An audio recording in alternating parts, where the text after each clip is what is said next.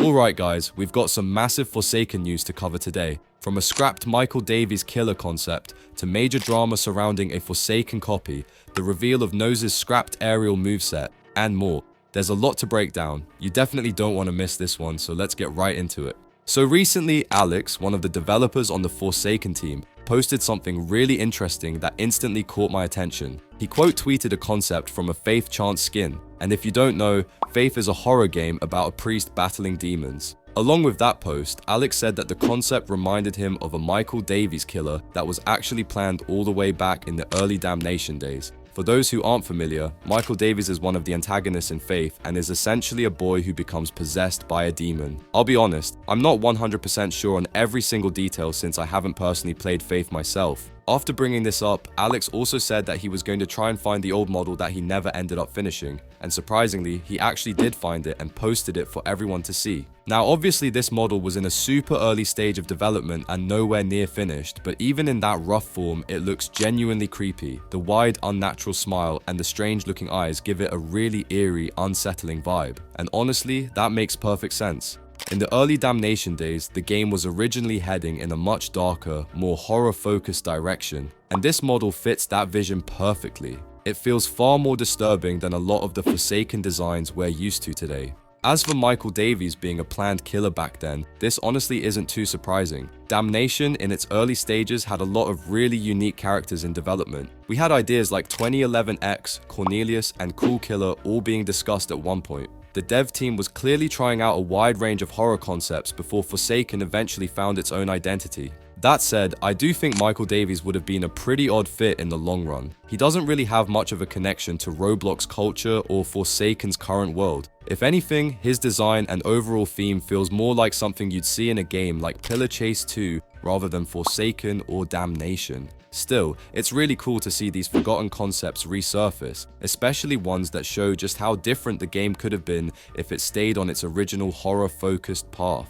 Nextly, I want to talk about a bit of drama relating to a Forsaken copy. And I wouldn't really call it a full copy, but that's the easiest way to describe it. The game is called Forsaken Shattered, and it's meant to act as an alternative to Forsaken. This whole project exists mainly because of all the drama surrounding Forsaken right now, with a lot of players deciding to quit the game or distance themselves from the people behind it.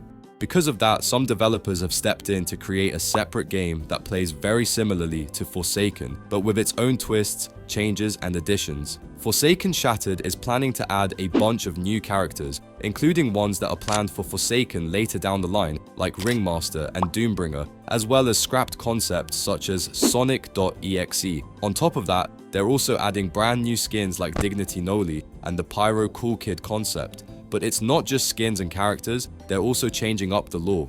For example, in Shattered, N7 is being written as an actually evil character instead of the weak and depressed version we see in Forsaken. So it's not just a straight copy-paste, they are clearly trying to put their own spin on the world. Because of this, a lot of people are actually really excited for the project. They see it as a way to play a Forsaken style game with new content, new ideas, and updated lore without having to support developers or individuals they personally don't agree with.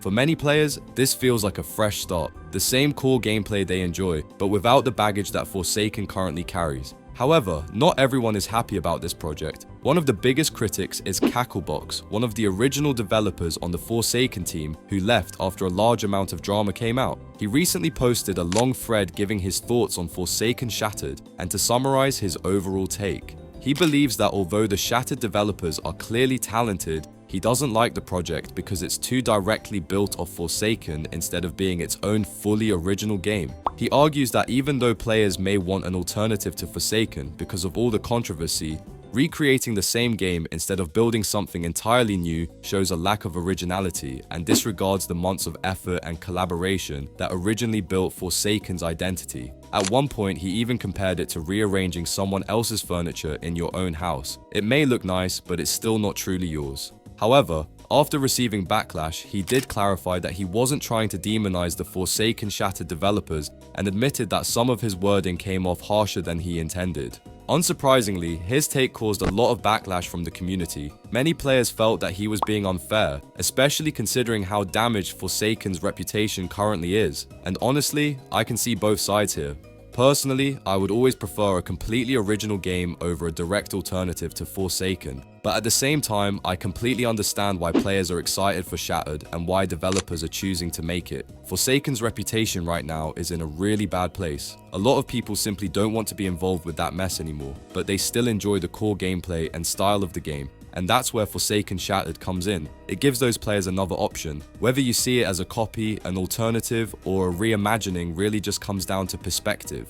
But either way, it's clearly going to be a very controversial project moving forward. Let me know what you guys think about all of this. Are you excited for Forsaken Shattered, or do you think an entirely original game would have been the better move?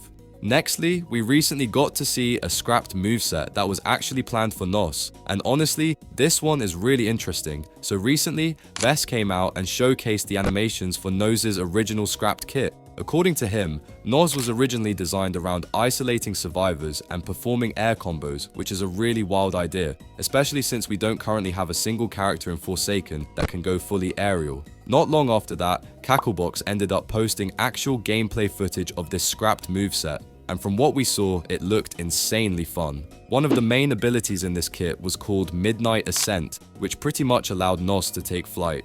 Once he entered this flying state, his entire moveset would change. While in the air, his M1 attack turned into a fast lunge forward that dealt 10 damage and had a short cooldown, making it perfect for chaining together quick aerial combos. He also had a move called Truth Harpoon, which functioned like a projectile, similar to Noli's Nova, allowing him to hit targets from a distance. On top of that, he had Bloodbath, which launched him straight down toward the ground and dragged the survivor up to him, setting up even more air pressure. It looked super aggressive and very different from anything we currently have in the game. His non-flying moveset was also pretty different. On the ground, his M1 dealt 20 damage, making him slightly weaker. He also had an ability called Immobilizing Rend, which would uppercut both Nos and the survivor into the air, instantly setting up those aerial combos. Everything else in his kit seemed to stay mostly consistent with what we have now. In the end though, this entire moveset was suddenly scrapped after only about 2 days of playtesting, and it was replaced with the version of Nos we have now. My guess is that the devs were under pressure to get him released in time for the 28th, and a complex aerial kit like this would have taken a lot more time to properly balance and refine. As you'd expect, the community reaction has been pretty split. A lot of players are disappointed because this scrapped moveset looked extremely unique and creative compared to what we ended up getting. On the other hand, some people believe that a fully aerial killer might have been way too unbalanced and frustrating to go against, especially for newer players. So now that we've seen both versions, I'm curious what you guys think. Would you have preferred this original aerial Nos with air combos and flight mechanics, or do you think the current version is the healthier choice for the game overall? Anyways, that's all the Forsaken news for today. Remember to stay safe, and I'll catch you all in the next one.